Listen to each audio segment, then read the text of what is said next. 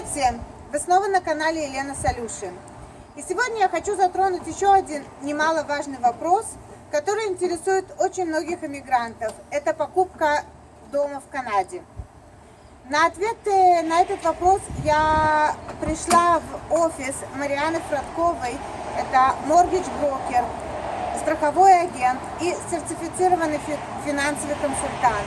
Она поможет ответить на многие интересующие нас вопросы. Пойдем.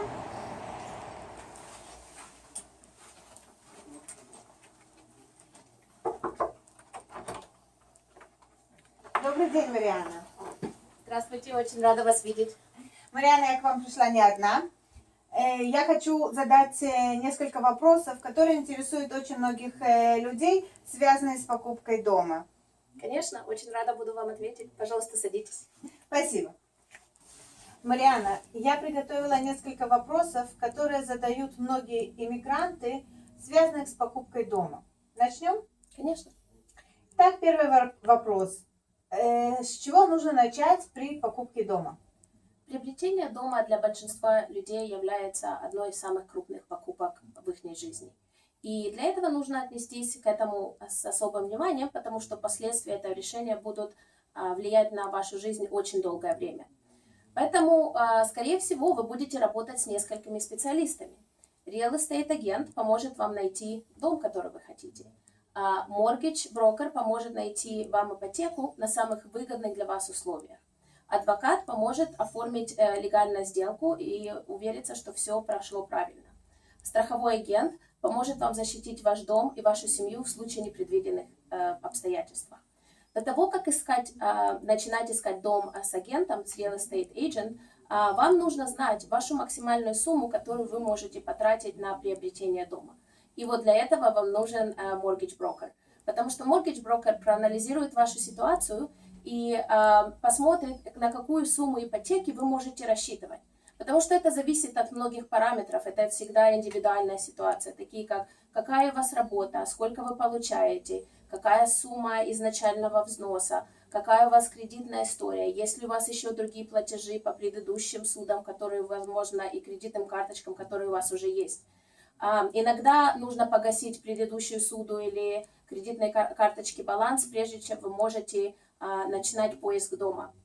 Являясь сертифицированным финансовым консультантом с 18 годами опыта работы в Канаде, я нахожусь в уникальной позиции, чтобы сложить все эти кусочки, моргидж, страховку, инвестиции, налоги и так далее в одну финансовую картину для вас. Совершенно бесплатно мы составим план действий, чтобы увериться, что вам дадут кредит на тот дом мечты, который вы хотите приобрести. Спасибо большое за очень подробный ответ на этот вопрос. Следующий мой вопрос связан более для самых новых иммигрантов. Если возможно купить дом в первый год иммиграции или есть какие-то нюансы, которые лучше знать при покупке первого дома в первый год иммиграции? Конечно, это такие же вопросы, которые я часто слышу от своих клиентов тоже. Покупка в первый дом после переезда всегда имеет свои нюансы. И это очень много зависит от первоначального взноса, который вы можете внести от суммы дома. Если вы хотите вложить меньше 20%, то там есть больше условий, потому что такие моргиджи должны иметь специальную страховку, называется Default Mortgage Insurance, которая гарантирует кредиторам, что в случае, если вы не можете платить, они свои деньги все равно назад получат. Эта страховка достаточно дорогая, но она одноразовая, и она добавляется к сумме моргиджа, которая потом просто разбивается на 25 лет, и вы платите экстра $30-50 в месяц. Но в такой возможности дает вам возможность купить дом достаточно маленьким первоначальным взносом. Но что это значит? Это значит, чтобы получить такую страховку, вам нужно не только предоставить банку доказательства своей платежеспособности, но вы должны еще удовлетворить все требования этой страховой компании, без которой банк вам просто не даст кредита. И у разных кредиторов и страховых компаний, которые страхуют от дефолта, есть немножко разные условия в зависимости от каких программ у них для новоприбывших они имеют в этот момент. Грубо говоря, я скажу просто минимальные требования, но опять это все очень индивидуально, обязательно нужно разговаривать с каждым клиентом. есть такие вот, в основном такие программы. Если у вас всего есть 5% первоначального взноса, то нужно иметь как минимум 3 месяца постоянной работы, где вы не на испытательном сроке, и показать 12 месяцев подтверждения платежей, что вы имели рент или у вас есть коммунальные услуги в Канаде. Okay? Если у вас первоначальный взнос от 10 до 20%, то тогда часто кредиторам требуется или письмо от вашего банка, что вы там, подтверждающее, что вы там постоянный клиент, или нужно где-то 6 месяцев распечаток из вашего основного банка в Канаде, что проще людям предоставить. Самый простой вариант, если у вас есть достаточно большой down payment, это 35% или больше от стоимости дома, и у вас должно достаточно денег для того, чтобы оплатить первый год суммы ипотеки и также налога на недвижимость, property tax, и тогда у вас не должно быть вообще никаких проблем с покупкой дома, хоть в первый день вы захотите его покупать.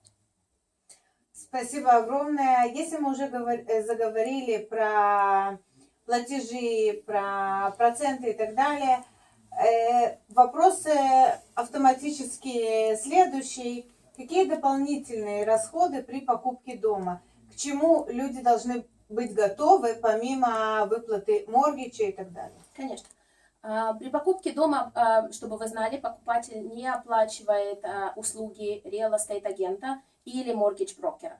Но нельзя забывать насчет многих других необходимых расходов, чтобы оформить дом на ваше имя.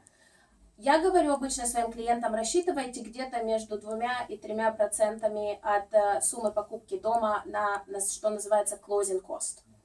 Из чего они состоят? Для начала это услуги на адвоката. На сегодняшний день я говорю, где-то делайте себе бюджет на $900 на эти услуги. Потом есть еще налог на недвижимость, property tax. Это зависит от того, в какой месяц года вы становитесь хозяином этой недвижимости, и, возможно, нужно будет заплатить пересчет за то количество месяцев, которые вы будете жить в этом доме, и этот год начинается с июня. То есть там идет пересчет, который вам даст лоер или адвокат, но это может быть один из самых больших расходов, потому что где-то property tax, как вы знаете, в Виннипеге может начинаться с 3000 в год и выше. Но, наверное, самый большой расход это будет налог на регистрацию недвижимости с провинциальным правительством. По-английски это называется Land Title Transfer Fees. На дом, который, просто как пример, на дом, который стоит 300 тысяч, сумма этого налога составляет $3650. А, например, на дом, который стоит 400 тысяч, сумма этого налога составляет $4238. То есть просто это показывает, какое нужно заплатить в зависимости от суммы дома, который вы покупаете. Потом есть еще такие расходы, как на оценщика дома, нужно на инспектора. Обязательно вам нужна будет страховка от пожара, без которой вам адвокат просто не даст ключи от дома. Потом еще требуется сертификат, что ваш дом находится в пределах вашего покупаемого участка. И это называется Survey Certificate and Zoning Memorandum. С этим вам всем поможет адвокат, но в среднем это может варьироваться между 250 и $600. Потом я понимаю, что это нужно много чего знать, поэтому следует обратиться к профессионалу, чтобы вам помогли разобраться со всеми нюансами. Очень интересно. Если мы уже затронули в разговоре страховку дома, я хотела бы немножко подробнее. Когда вы делаете моргидж, это автоматически страховка дома или это отдельно мы страхуем дом? Можно немножко поподробнее? Конечно, как я уже сказала, для того, чтобы вам получить ключи у адвоката на момент possession или когда вы становитесь хозяином этого дома, нужна обязательно страховка от пожара. Эта страховка обычно начинается от $600 в год и выше, да, я видела и 1000, и 1500, и 2000, в зависимости, что она включает. Такую страховку вы можете приобрести там, где вы обычно покупаете страховку на машине. Это в агентствах MPI, или там, где вы покупаете страховку на недвижимость. Если у вас, например, сейчас есть renter insurance, то вы там можете тоже купить такую страховку. Другая страховка, это обычно связана со страховкой жизни, и, к сожалению, это считается одна из самых неприятных тем. Для многих людей говорить о смерти никто не хочет, и поэтому, что случится с людьми в случае, преждевременной кончины, никто не хочет думать. Но без страховки жизни ваша семья просто будет страдать не только материально, но еще в риском того, что они потеряют дом. Это просто, я много лет живу в Канаде, и много уже часто все это видела, и это совершенно того не стоит. Всегда я советую своим клиентам иметь страховку на жизнь. Это просто обязательно. Есть у вас дом, нет у вас дома, если у вас маленькие дети, всегда имейте страховку на жизнь. И особенно если у вас маленькие дети есть. Есть страховка, которая предлагает банк, она называется Mortgage Insurance. Она покрывает только баланс моргиджа.